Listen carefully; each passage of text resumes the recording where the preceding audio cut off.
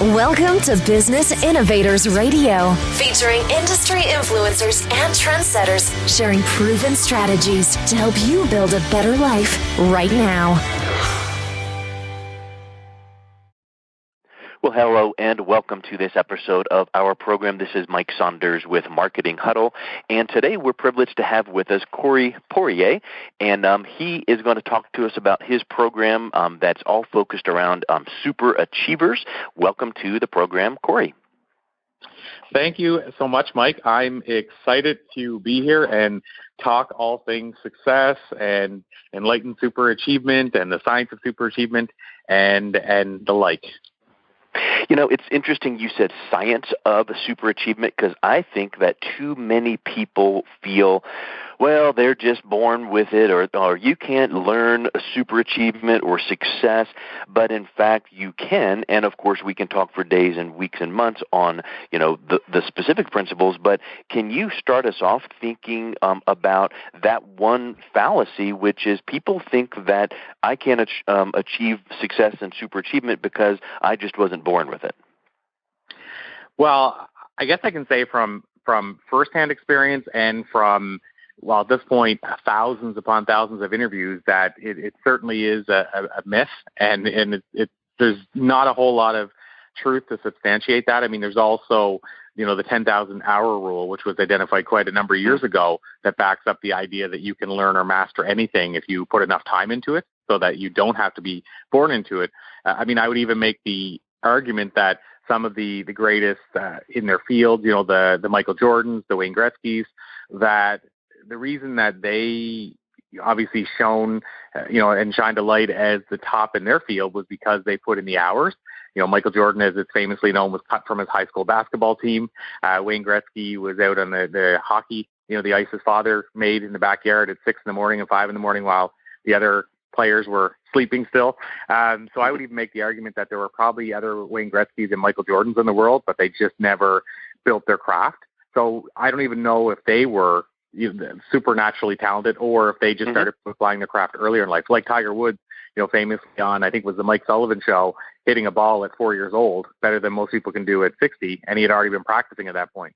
So, but to go back to the initial side of the question, when I mentioned about firsthand experience and all these interviews, most of the people in those, I guess we're at over 3,400 interviews now, most of those thought leaders that we've talked to didn't start with the talent that we recognize them for now, or at least they had to hone it early on. So even, Jack Canfield, we've had in the show, who wrote co-created the Chicken Soup for the Soul series, 500 million books in print now, and pretty well, I think it's safe to say that probably the most successful nonfiction short story inspirational series of books, and he launched that at 48 years old. So he wasn't even ready to do that as a 5-year-old. So the whole idea of prodigies, I think it's, for the most part, obviously there's exceptions, but for the most part, anybody could become a prodigy if they started and put in those amount of insane hours early on. So I think it's completely a myth that you have to be born with it. And I said firsthand experience. I'm not, going to sit here and say, okay, I can't define whether or not I've reached that same status or will reach that same status of enlightened superachiever. But I certainly can compare what I started as and where I am today. And as somebody that didn't even read a book until I was 27, I can tell you that to be able to speak on stages to thousands or work at universities and teach professors, when I was told that I would be lucky if I graduated high school and wouldn't amount to anything, I can tell you that you don't have to be born with these traits to learn them. That's interesting, and I think that it's exactly accurate. And on both sides of the equation, you've got the Tiger Woods excellent at 4 years old aspect, and then the Michael Jordan cut from his high school basketball team, which means the coach didn't see quite enough in there, but yet both of them have become superstars. So in other words, there's not one formula that, oh, wow, I'm Jack Canfield, 46 years old, and I'm not going to amount to anything, when in reality at 48 is when he launched into his, kind of success. So I think all of those are really, really great points. What part of your life, or when did you uncover your passion on kind of going down this path and interviewing success superachievers? Well, the funny part about that, Mike, is that I have a kind of a two-part passion. One is the obsession to learn what makes people tick and how they reach this level. How do they become the best versions of themselves? But then my secondary, and I shouldn't even say secondary because it's my primary passion, but the second passion would be speaking and sharing this message from the stage. And the funny part about it is the interviewing side, I've been doing it before I ever started sharing my message from the stage. So I had a small business publication when I was about 19 years of age, and that's when I started interviewing people. But I never really got consumed by it, or it never became an obsession at that stage. So then, fast forward a few years, and I had an opportunity to perform stand-up comedy. And I was told, okay, well, we're going to go to a 2-week workshop and learn how stand-up comedy works, and then we're going to go watch people entertain us. And to make a long story very short, we went through 2 weeks of a workshop, which really only taught us how to adjust a mic stand and a few other minor details. And then the third week, we were supposed to watch other people entertain us, and we found out 5 minutes of showtime that we were the entertainers with absolutely no material. So that's kind of how I discovered my passion, because I started performing stand-up. That first show, it was a mess. I bombed horribly. And then I continued to bomb week after week, but I kept going back. And then what happened was I started teaching sales at a local college, and it was the first time they put on a sales course, so it was a very big learning experience. And then what happened was I realized that I liked certain aspects of stand-up, and I liked certain aspects of training. And then all of a sudden, I started to clue in and realize that there were people making a living as what we know now as a keynote or a professional speaker.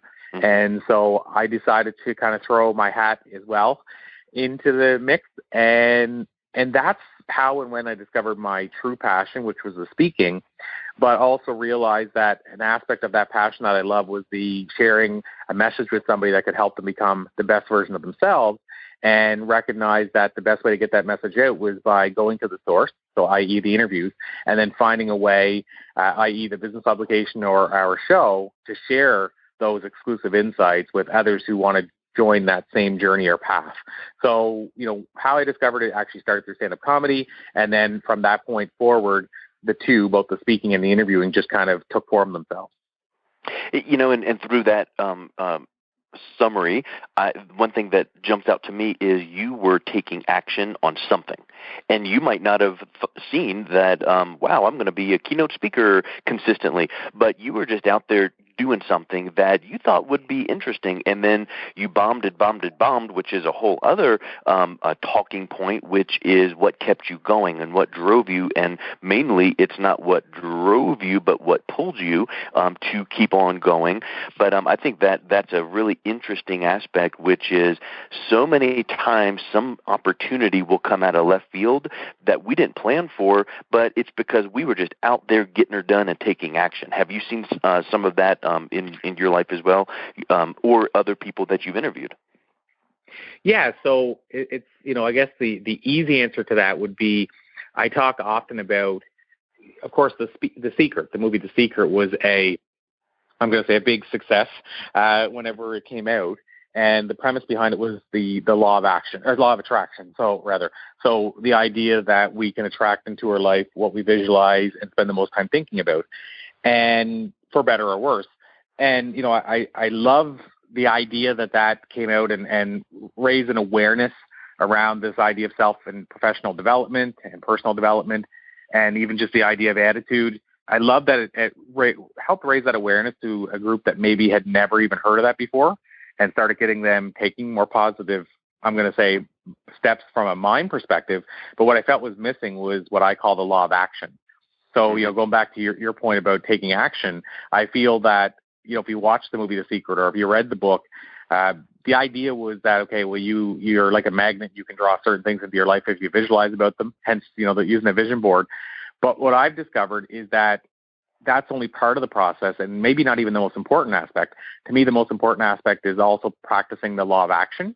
And if you can combine the two of them, I'll say, look out, it's hard to stop you.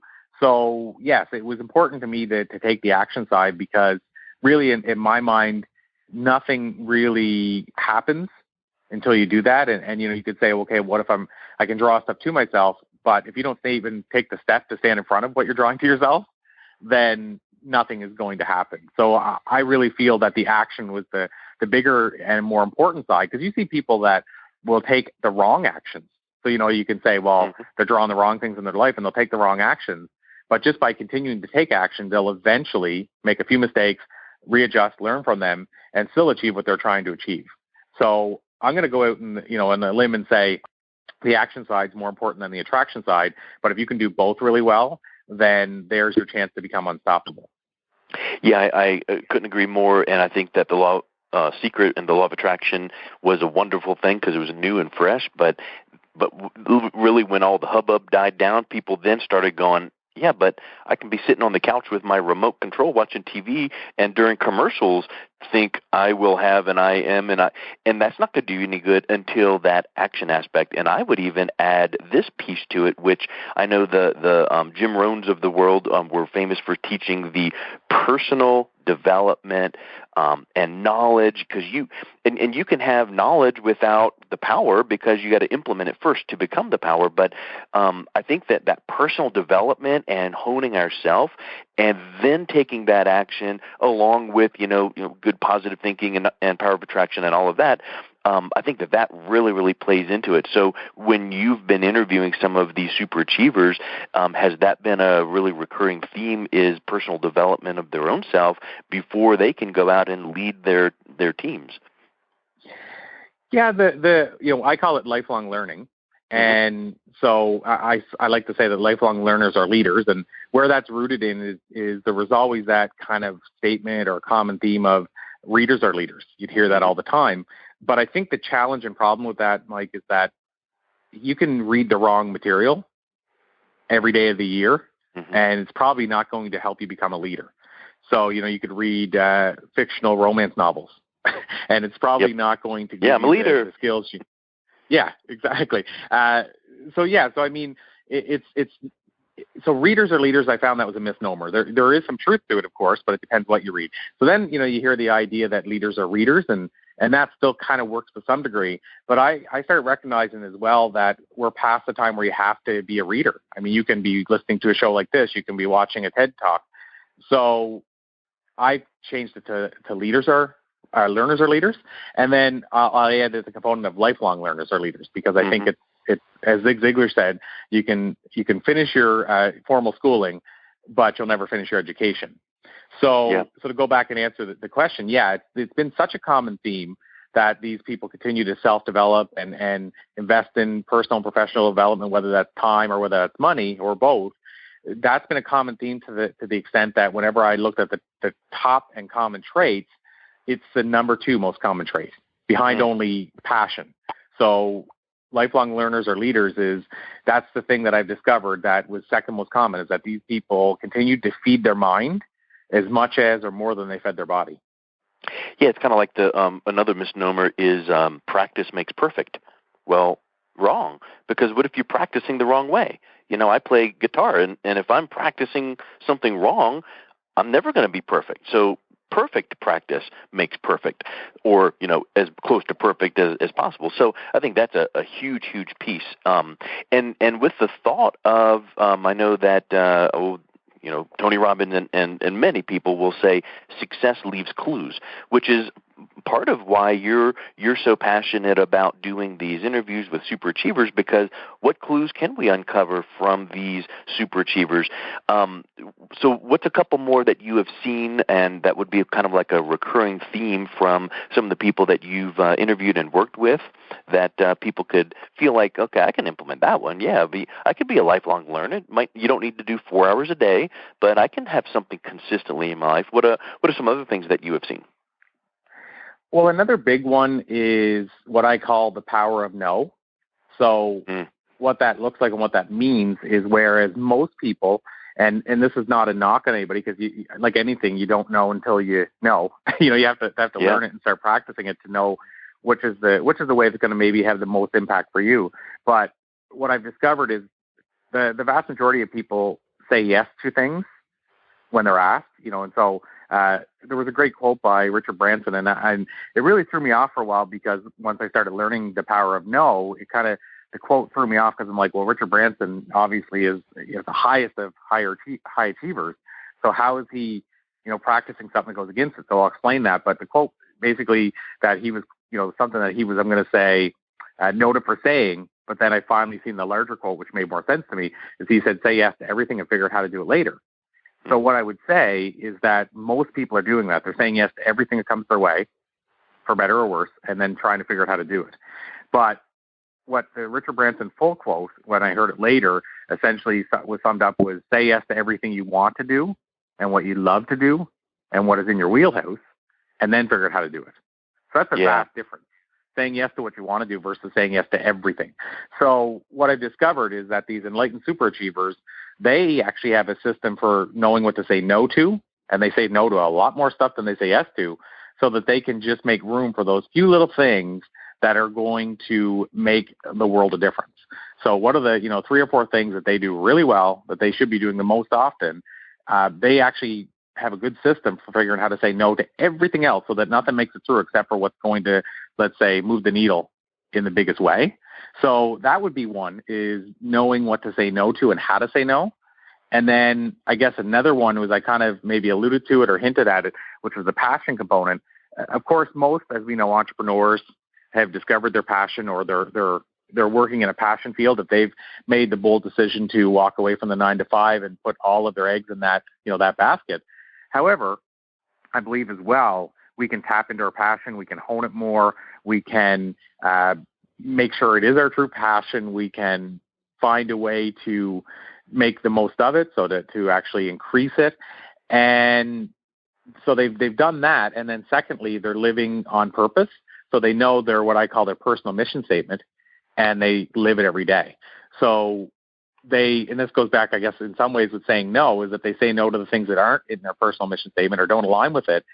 And then by saying yes to the things that do, they're living on purpose and living with passion every day. So in fact, if you want numbers, it's the number 3 trait is that they understand the power of no, and they're saying no to almost everything, so they can say yes to the few things that they need to be doing. And then the number 1 most common trait is that they have discovered their passion, and they're living it on purpose and making sure that it aligns with their personal mission statement. And when I said, people can have different levels of passion, the comparison, I think, is that we interviewed Trish Stratus, who was a female wrestler, most successful, even if it is, as they say, predetermined or scripted.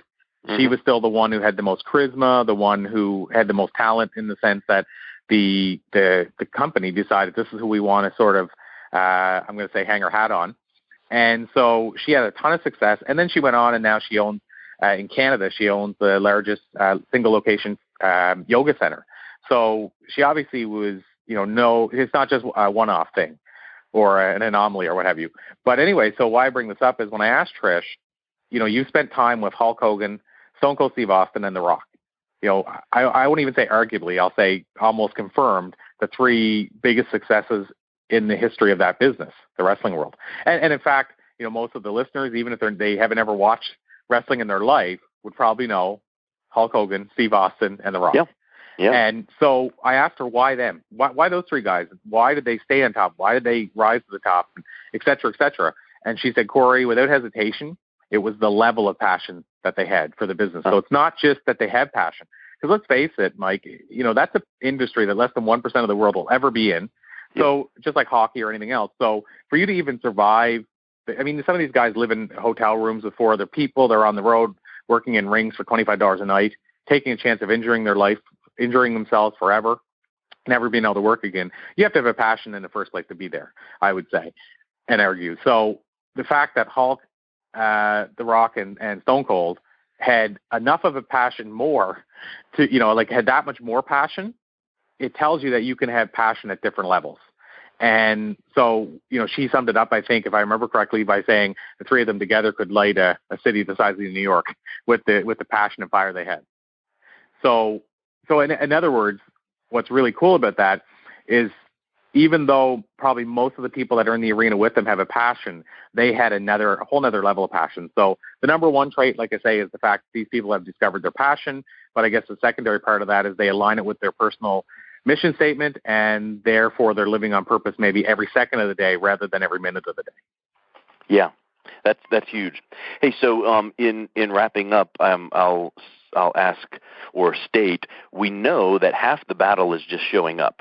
So, with all of these things we're talking about, specific personal development and having passion and really a lot of passion, half the battle is just kind of showing up and then kind of getting in action and getting going, because you'll gain momentum and gain enthusiasm as you do that, because these little wins that you see, like, ooh, I took this personal development course and it helped me too, and now I've achieved this goal, so I'm going to do another one and another one.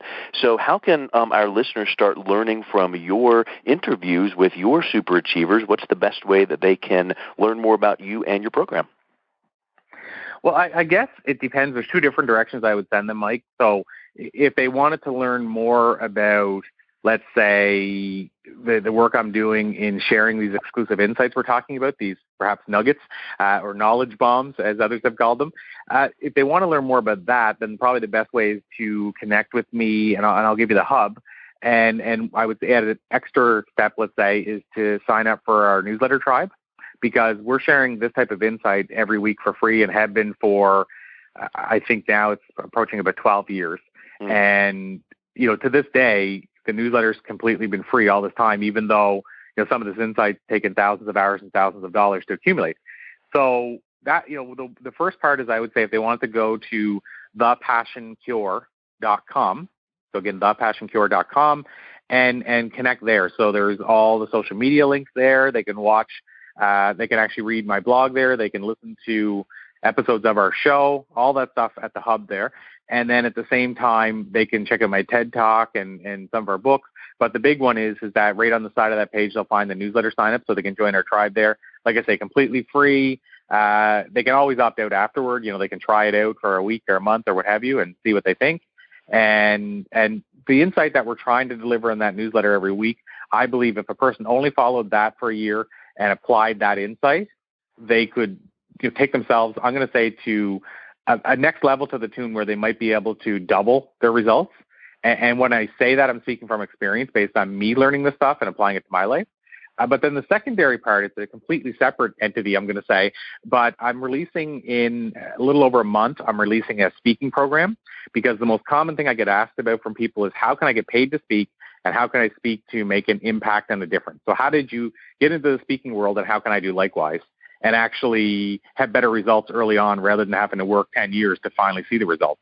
And so I finally decided to release a program along those lines, and also a free video series that supports it. So that's the other way people can connect. If that's something that's of interest, to get into the speaking industry, travel around the world, get paid to do it, but also make a major impact on a lot of people's lives. And even if they haven't spoken before, how do they get started? That I would send them to thespeakingprogram.com. Again, thespeakingprogram.com. There's a video on that page that will explain it a little bit further. If they sign up below in the sign-up bar, then what will happen is, as soon as the program's released, they'll actually receive, I think it's going to be 4 free videos teaching them how to get into the speaking world. And then right after that, they'll have an opportunity, if they should so choose, to join me in I'm going to say a more immersed speaking program that will help them. The goal is to help them learn 12 or 13 years of experience in 3 or 4 months. So that's kind of the second way that they can connect with me, if that's something that might be of interest. Super. That is so awesome. And I just love your approach. It's kind of like you're the modern day Napoleon Hill, where we're interviewing these top performers and then extracting out nuggets that we can apply to our life. And it's even like the concept of, some people might go, I just don't have time to read all these books. Well, get on an executive book summary program out there and take 10 minutes and read through the highlights and the applications and the summaries of some of the top books. Well, here's how you can listen to some of the top super achievers out there. So yeah, definitely I'll put a link of your both of these links on our show page so that people can come and check that out. So thank you so much for your time. It was great to get to know you. Absolutely, Mike. It's been an absolute pleasure, and thank you for all the work you're doing to help get this message out as well. Sounds good. Hope you have a great day. Thanks for listening to Business Innovators Radio. To hear all episodes featuring leading industry influencers and trendsetters, visit us online at businessinnovatorsradio.com today.